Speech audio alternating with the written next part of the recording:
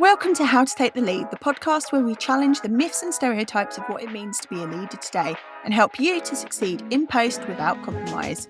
I'm Lee Griffith. And I'm Carrie-Anne Wade, and together we will be your guides, questioning everything we've ever learnt about leadership, sharing our experiences along the way and inspiring you to make a real impact in your role. Visit howtotakethelead.com for show notes, past episodes and to join our community. Enjoy this episode. Hello there, we are popping back in unscheduled for a little bonus episode because we missed each other, didn't we? Yeah, so, we've and it's been a while actually. So this bonus yeah. app's taken a while to come, but yeah, we wouldn't be us if we hadn't put at least one cheeky bonus app in a series, would we? So we're back today in your inboxes. Is it an inbox if it's your podcast? Anyway, sorry, that's off on a tangent already. As you can probably tell, I've been full of cold over the last week, so I'm still in that slightly delirious state, which will make for an interesting episode. I've got to do the usual hello. If you're watching us on YouTube, apologise for the read off nose. Subscribe if you don't subscribe already on your favourite podcast app of choice. I think that's what I'm going for. Yeah, this is going to be such a great episode. I can feel it. And get involved with the Substack community. That's still going to be going strong, even in this little hiatus period. I'm sure we'll talk a little bit more about that a bit later on. But how are things with you, Carrie-Anne? I've got in the I'm sick. It's all about me. No, well, I'm sorry that you're feeling fuzzy-headed, but hopefully you're on the mend because I know you have been feeling poorly. I'm all right, thanks. I'm all right. Life carries on. I had the excitement of married life. It's actually, to bore everybody to death, it's 6 weeks today since I got wed. So married bliss has been really good, probably because for about three weeks of those 6 weeks we've not seen each other, so that's probably why wedded bliss feels so good. I thought you meant you and me. I was like, no, you and I have not seen each other for a bit, and it's like, I can't cope. I need to send Lee a voice note. So yeah, all good here. I've been quite reflective on a number of the episodes from series 3 since we've recorded them, which has been quite interesting because I think it's helped me reframe a few things from my leadership point of view, which has been good, and also look at a few other examples of leadership through certain lenses, which has been very interesting. But as always, what seems to happen is we record an episode and then something kicks off and we're like, God, that would have been so good for that episode. This series has just felt like it's happened in conjunction with an episode coming out. So then I don't know about you, but it's almost felt like we've recorded it, it's then gone out, something's happened, and it looks like we've just ignored the elephant in the room. So I think this almost is our makeup episode, this bonus episode. It's like a cathartic sort of therapy episode, isn't it? And we promised we did know about these things. We just already recorded the episode that coincided with that happening. And I'm pretty sure we'll have forgotten stuff already. I don't know about you, but stuff crops up and I go, oh, we should have talked about that. We should have spoken about that. And then probably I'd forget again. So I'm hoping that you've made a note somewhere. I've got a couple of things that have kind of got my goat over the last few just a couple. Yeah, just a couple. That's the weird state, isn't it? Because, and I think we've talked about this on episodes before, of where you just get into an apathetic place with everything going on, and you almost disengage. And that's the problem with organisations. And when you've got maybe poor culture or stuff that's going on, the risk is that your staff or your stakeholders or community is disengaged because they're just like, it's noise, I can't be bothered with it anymore. And then that organisation or individuals get away with it. Yeah. And that's you've always got to find the fire again, haven't you, in a way to feel like we could do something about it. I think that's been one of my reflections of this series has been, and it's probably come through in some of the episodes, it's like the so what factor. These are issues, no doubt, that we've covered this series, but it's like it's this song, like I've been listening to Little Sims. I don't know if she's got this brilliant song. You sound trendy. Yes. And she's got this song called Woman, which is brilliant, but she talks about all action, no talk. And I was like, yeah, where's the action? And every time I hear that song, it makes me think of this show for some reason, because it's like where's the action coming from all the things we talk about? That's definitely been the theme, hasn't it, for this series? So we got to series 3 and it's like, okay, we've done a lot of talking, but what is the action? But what's been really interesting is I'd seen a couple of threads on Twitter, actually, maybe last week or the week before, and there was still that thing about, like, why don't people take action and stand up to the things that are happening organisationally or with particular leaders that just don't sit right? And there's still something for me about that sort of fear of consequence. And I know we've talked about this in the series, but actually, are people not taking action because they don't believe that anything will ever be different? That apathy that you've just talked about and that disengagement, or is there a genuine kind of fear, if I'm the one that takes the action, somehow I'm the one that's going to face the consequence, not the person who's demonstrating that bad behaviour? And I just don't know how we shift that dial, I guess. Yeah. There's been a few cases, though, I'd have to say, over the last 2 or 3 weeks where I've seen people starting to call out a few of the poor leadership, particularly in the health sector. I've noticed, call out some of the poor leadership's behaviours in organisations in a far more overt way than I've seen or been used to. So I don't know whether that is the start of a tide turning, although it is interesting to see people's reactions to that as well. And it doesn't always feel like it's getting a groundswell of support.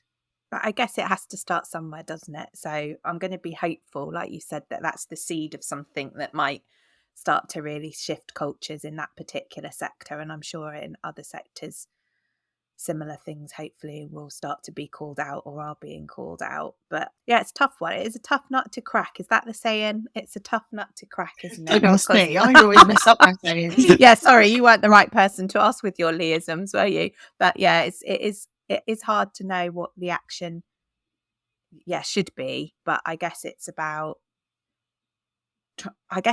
getting comfortable with being uncomfortable, isn't it? And realizing that in your role as a leader, that is going to sometimes be what it's about. And you're a leader, you might have to challenge your own behaviours, but you might also have to challenge the behaviours of others in your leadership team, in your organisation, and call that out if you genuinely want to see that shift in culture and something change. How's that been going for you?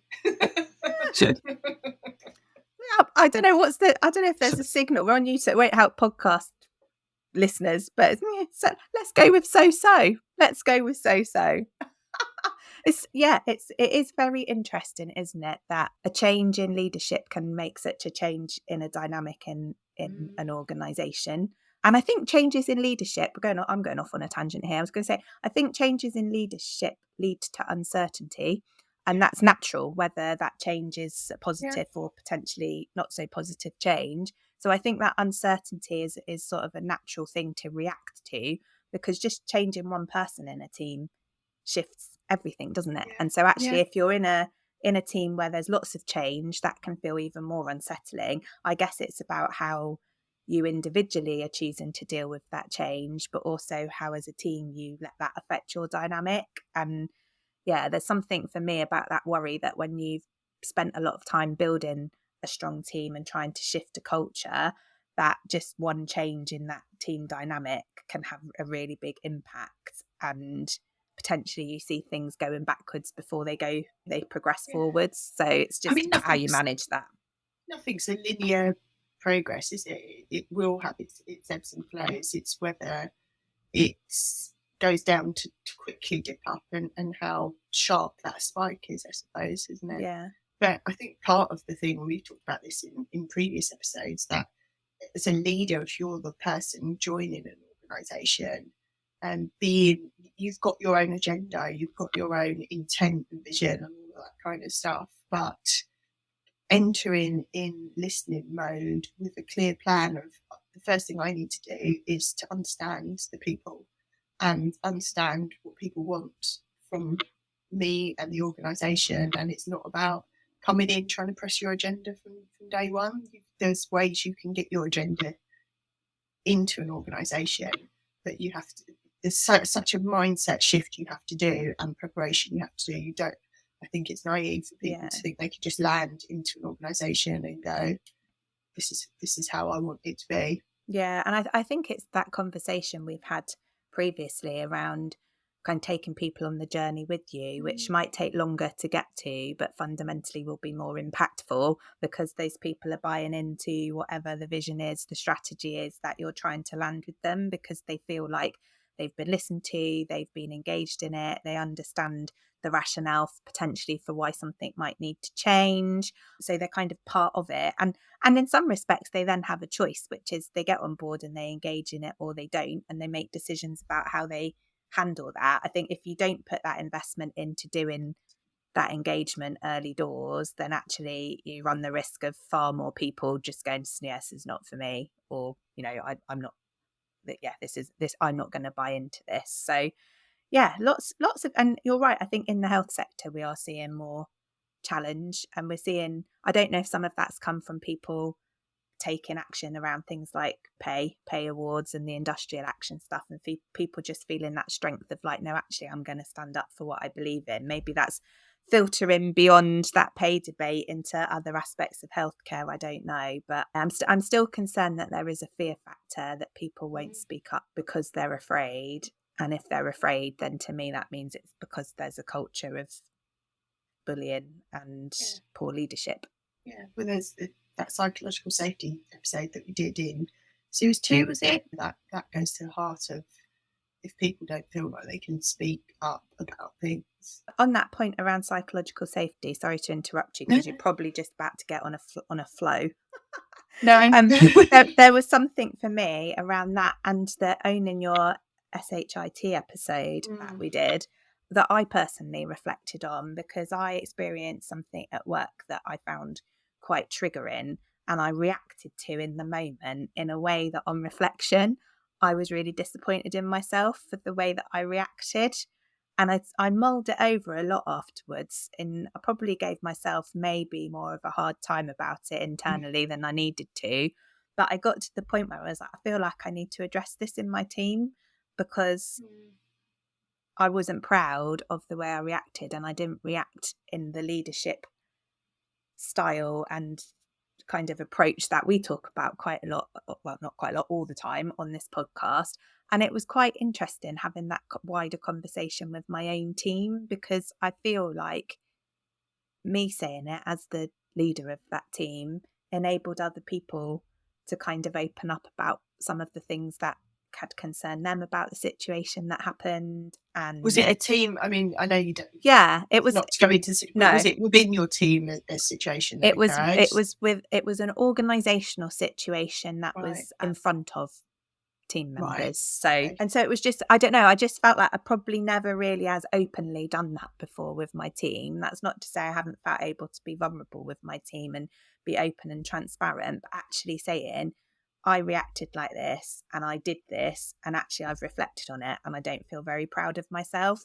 I've probably never said that bluntly to my entire team before, and it's probably the first time I wasn't particularly nervous about what their reaction might be, because I was a bit like, each one of them will react how they want to react to that, but that's coming from what I've said is coming from a place of how I feel, because I don't feel proud of how I handled that situation. And it was just, it turned into, taking up most of the team meeting conversation, and it felt like people, I hope, and obviously I can only say it from my perceptions, were able to be a bit more open about how they felt about that situation as well, and then sort of leading into them talking about more things that they were worried about. And actually was your reaction like symptomatic of what we're concerned about as well in the organisation? So I felt quite proud of myself.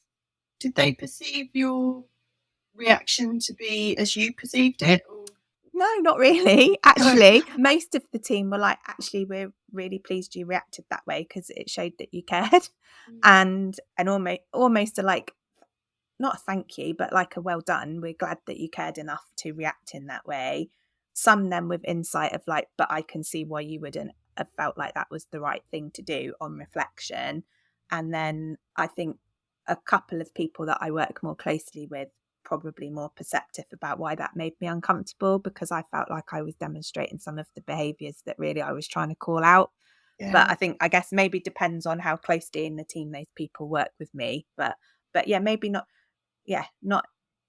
I didn't think they felt it was as awful as I felt it was, but it was awful for me because I didn't like how I reacted. So regardless of whether they perceived it that way, that was how it was for me.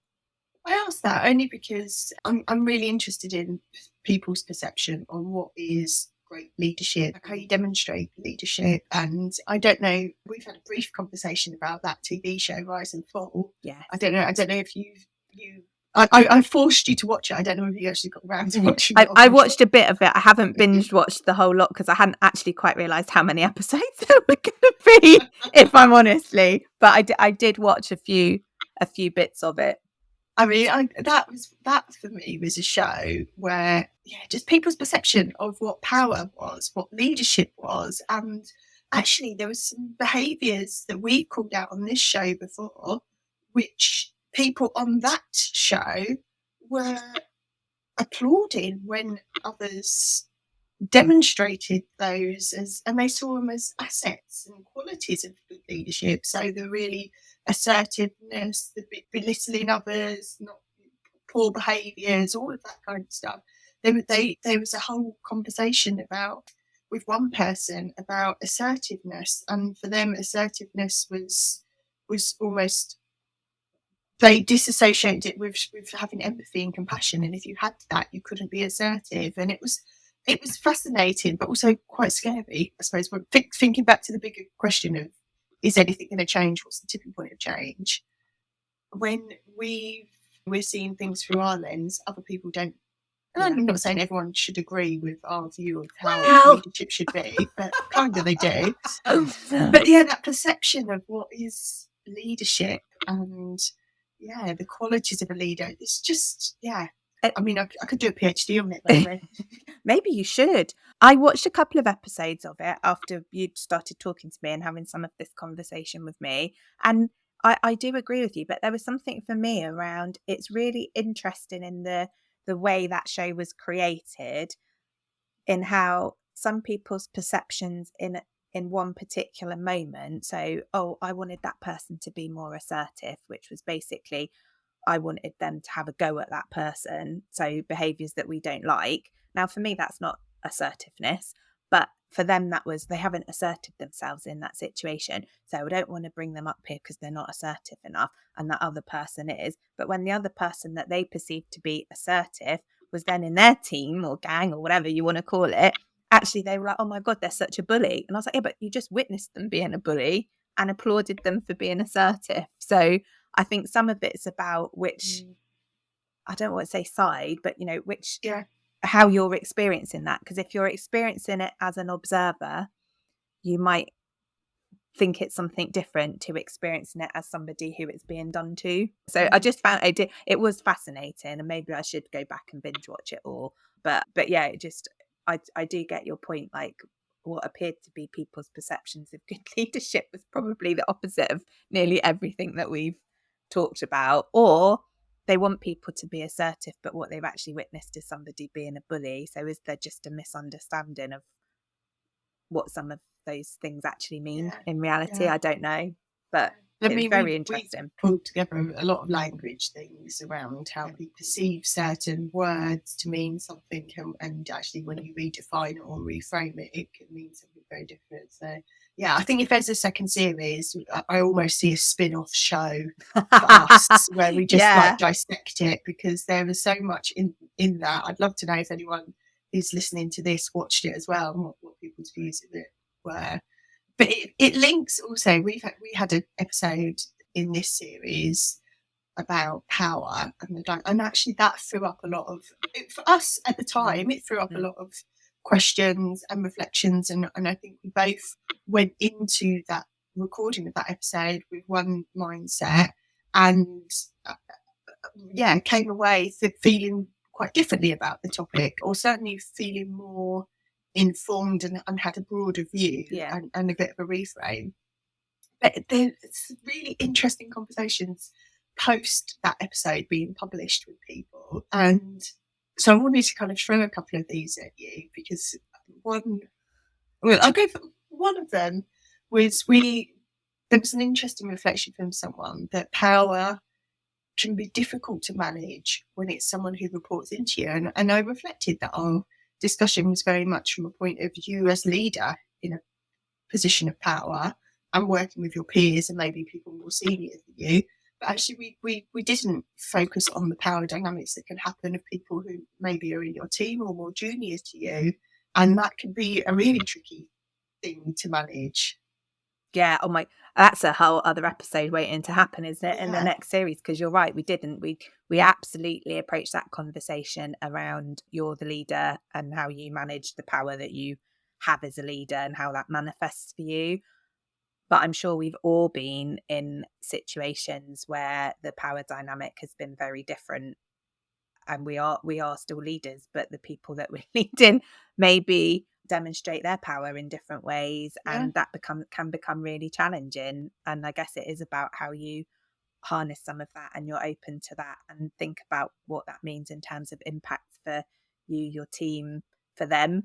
And I think that is quite an interesting one, actually, because I also feel like I've worked with people who, you know, different types of power dynamics might be you end up leading a team of people and the person that's your deputy went for the job and all that kind of stuff that just throws up a different dynamic around power, I think. And or they were aspirational and want your, or you work with somebody who can't wait for you to go because they're desperate to get your job, for example, and how they operate in that space might be very different because they might be one way with you and a different way with everyone else. So I absolutely think that there's a lot there.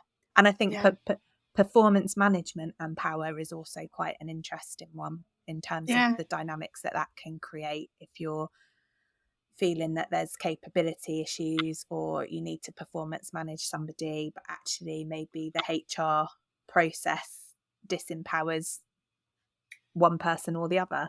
Or both. Yeah, but also I've been in situations in the past where the power of your peers, so going new into an organisation, so I have the dynamic of individuals within my teams having certain types of power and not wanting to be aligned with the direction we were going organisationally or as a team. And it did get to a point of needing to do performance management. But interestingly, they then power played with peers who didn't like me in my position either. And because they had that organisational memory power, the kind of informational power, the connectional power, all of that, they almost ganged up and created conflicts and issues that I just hadn't really considered. I went quite naively thinking into the situation and didn't realise that there was such a strength of power in the network as I'd expected. I definitely think there's another episode in this, at least in the next series, because that we didn't look at it from that point of view at all. So even though we had a mindset shift from what we did talk about around power, there's so much more that we haven't touched on. And it's a hard one to manage when you're in a situation with people that you do manage, because you trying to manage that situation could be positioned by them as you exerting your power in the wrong way. And we've seen it with people who perhaps go down a performance management route and then come back with a counterclaim of, oh, I'm being bullied or I'm being harassed and all of that. So there are things as leaders that we perhaps need to be mindful of in that perspective. Wow. I feel a bit like, oh, yeah, I'm not sure this is where I was expecting this conversation to go, but that's what's nice about the bonus app, because we kind of don't know where it's going to go. No. And then the other conversation I had related to power, I say it was a conversation. It was more of a debate, and I think there's possibly some semantics around wording, but someone challenged me to say that when we did the episode, we talked about all the different realms of power and how there are some powers that are better to utilise than others. And we very much stood against people abusing their power. And this person said to me, all great leaders abuse their power. If they don't, they're not great. And Yeah, and so, yeah, that was my reaction.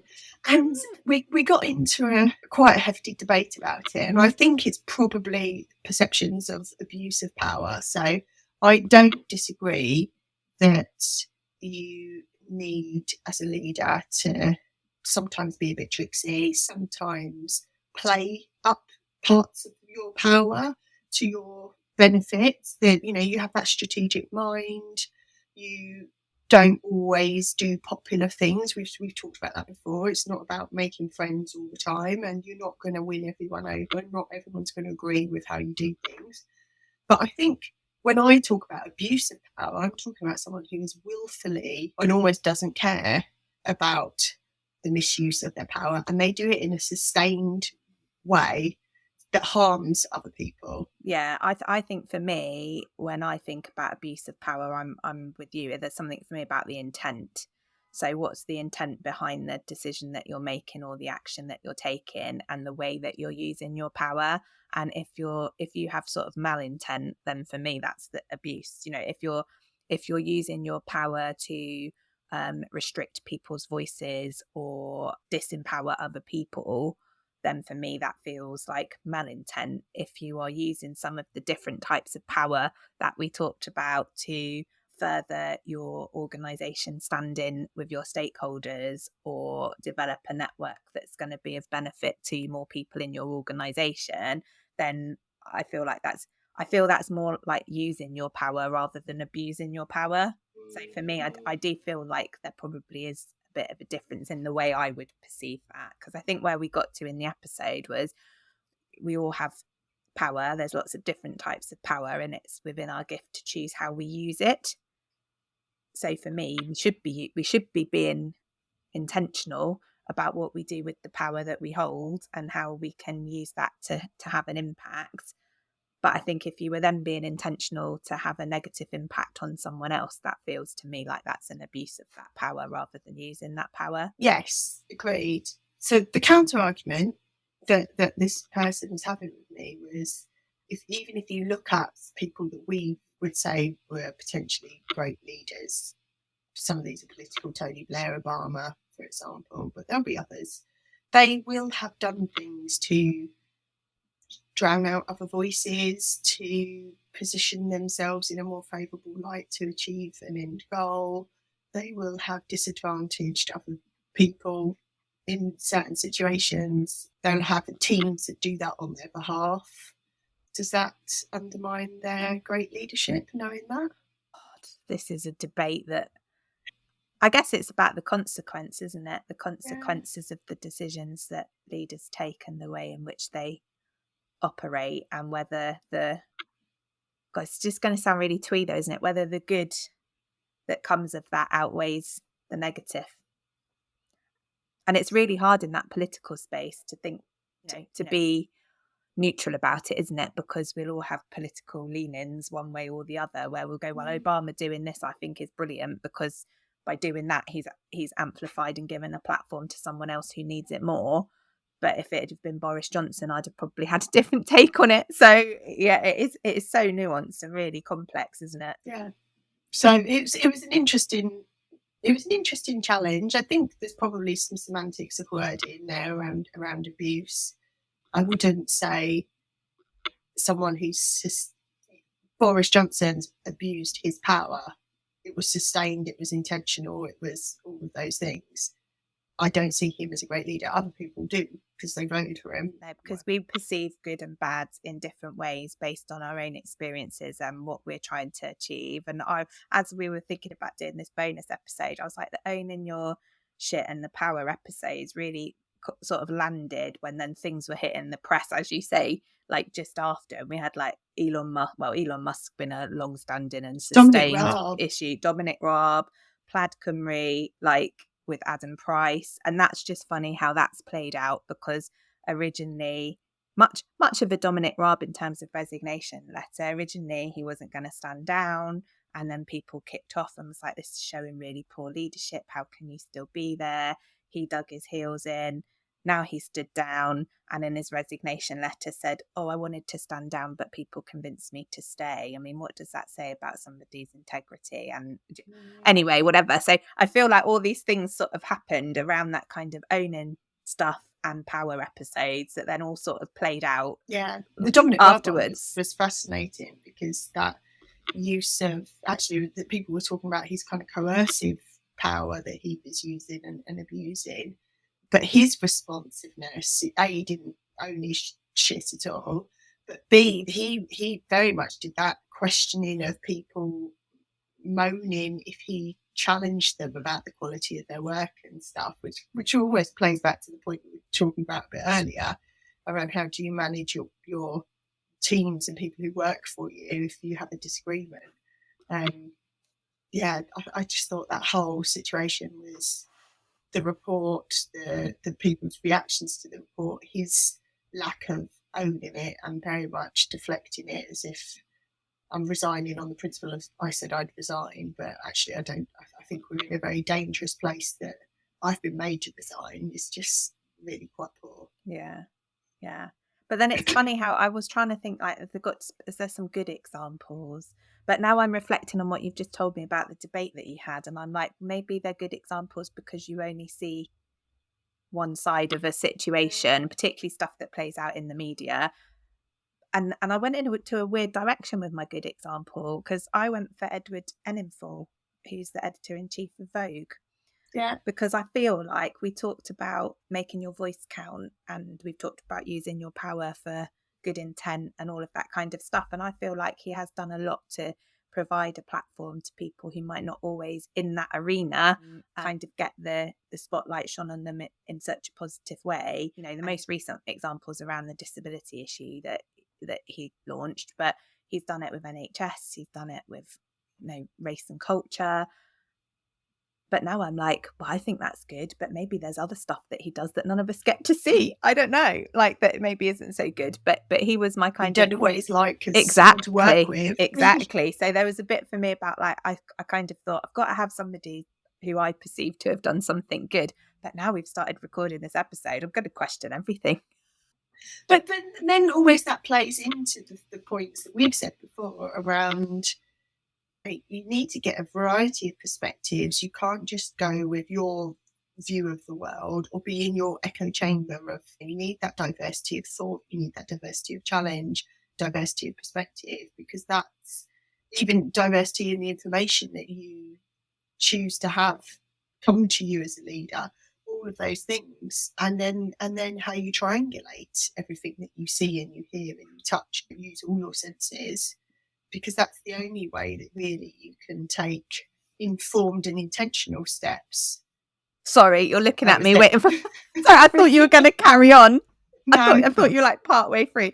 But as always, well, not as always, because sometimes we have the healthy debate because we don't quite align in our thinking. But yeah, that diversity of opinion and thought is really important, isn't it? And I guess it's like not having that tunnel vision, not just being so set in not just in how you lead as a leader, but how you perceive other things that are happening. I think perception feels like the word of this episode, actually. But how you're perceiving other things that are happening around you within your organisation, that's just going to be your perception. So how are you doing that check-in? How are you getting the evidence that either does or doesn't back up what your perception is? And your personal experience will be completely different from someone else's, and it's accepting that that's okay. I think sometimes it's when you don't accept that and you carry on regardless without acknowledging what other people are experiencing at that time, where you can get into sort of sticky water or tricky water. I don't know. I'm having some Leah's. You've got my Leah's. I know. I didn't know it was contagious. Murky waters. Yeah, murky. Yeah, let's go with murky. Or sticky in the mud. It's not sticky water, is it? That would just be gross. No. Anyhow, sorry, we digress. I've been to festivals where there's been sticky water and you don't want to know what's been thrown around. You don't want to know why it's sticky. Sorry, we've digressed. You're about to say something really enlightening and I've just gone like sticky water. I was only going to say the other thing that was hit the news in lots of different angles really was the whole CBI Oh my goodness. staff. Yeah, how have we not mentioned that? And the resignation of the chief executive. And then also what I thought was interesting was a lot of the companies who withdrew their membership from the CBI. And we've spoken before about how, organisations and leaders of organisations need to show that they're taking action, not just saying words. And that I do feel that was a real step up. Yeah. We're not just going to say we don't condone this. We're going to take active measures to make sure something changes by withdrawing our support. And so it definitely showed the strength and power of leaders taking action against things that aren't right. And it maybe only took one organisation to do that before others then got on. Do you know? So it's like that almost, there is a bit of that strength in numbers, isn't there, as well? Like, but somebody has to be brave enough to be the first. Yeah. Somebody has to be brave enough and courageous enough to take that stand, and doing that so publicly. Like, I mean, you see that sometimes with celebrities, and they do something wrong, and brands will remove their endorsements or sponsorship deals, and that happens quite often. And obviously, people come under pressure quite quickly if someone falls foul of what's right. But yeah, I've never really seen it in this where the business side of things are stepping up and speaking out against another business organisation. It did feel like it was a real shift in approach and thinking. I also thought the whole resignation of the chief exec was interesting, and he did some media interviews after he resigned, and some of the things that he was saying, trying to justify, it was an interesting lesson in how personable you should be, how much you want to be part of the team when you're a leader. All of that kind of stuff seemed to come out because he was DMing people on social media and they all felt a bit uncomfortable. So it was, Oh, I feel icky now you said that, and there is something for me about those boundaries, isn't there? There's that.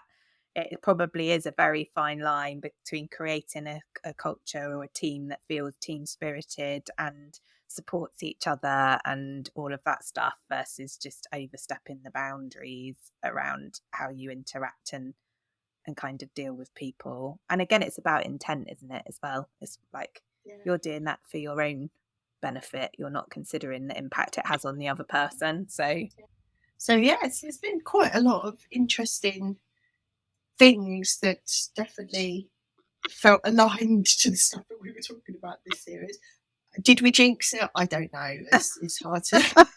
I know there were a couple of times, weren't there, when we were like, oh, why couldn't that have happened the week we were recording this episode? Because it would have been such a good example. But we've got the opportunity to talk about them through this bonus episode, so I don't feel quite as hard done by now. I want to always wrap up at the end of this episode by going back to where we started, which was this sense of we've done a lot of talking today about things that frustrate us, that things that perhaps aren't right in the leadership world, but there's this sense of what can we do? And I suppose I want to use our hiatus period before we come back to really start to get to grips with being more practical in the sense of what can be changed, how can it be challenged, how can we use this platform as a way to help people maybe verbalise their support or to flag stuff that needs to change or to show how things can be different.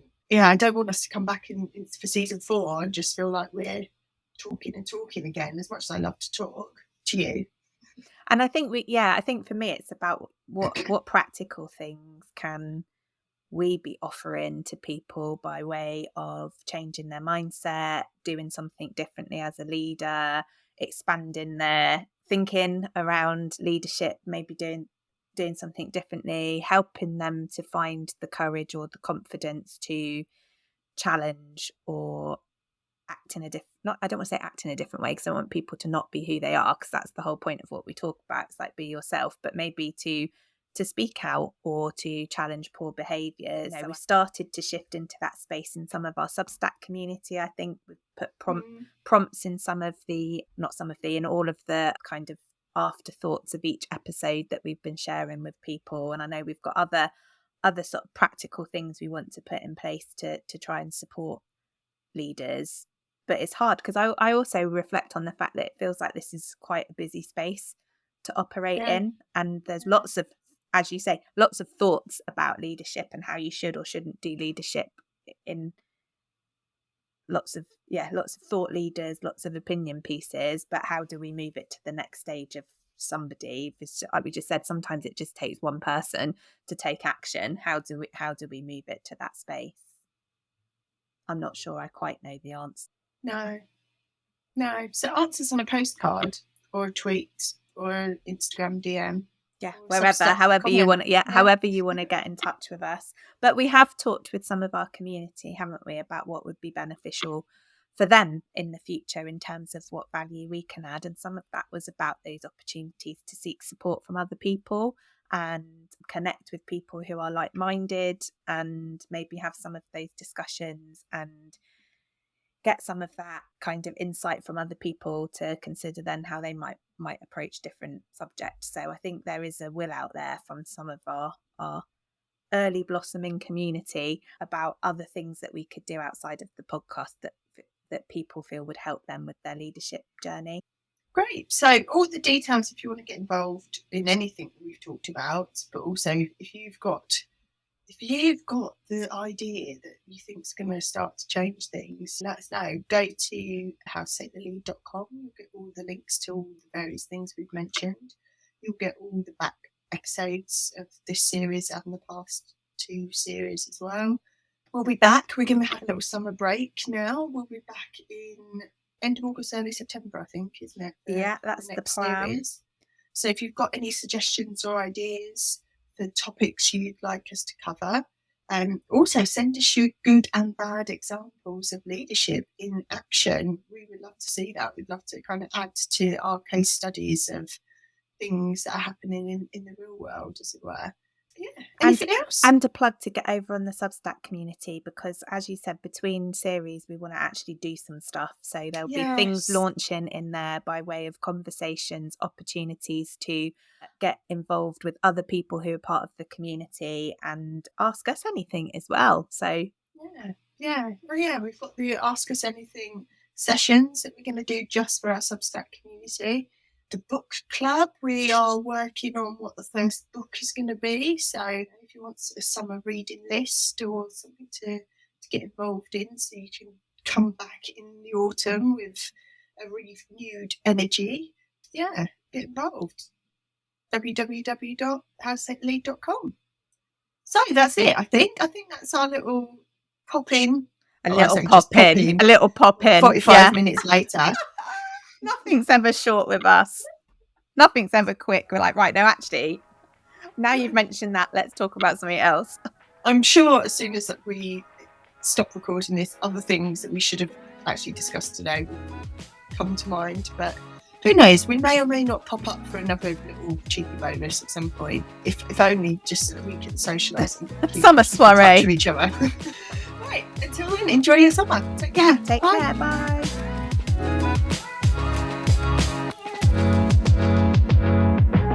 Thanks for listening to today's episode. Don't forget to hit follow and share the show with someone you know. Oh, that rhymes. A rating or review will be much appreciated. If you're looking for some leadership inspiration, why not get a free copy of our recommended reading list? Visit howtotake.com to download. Until next week, get out there and take the lead.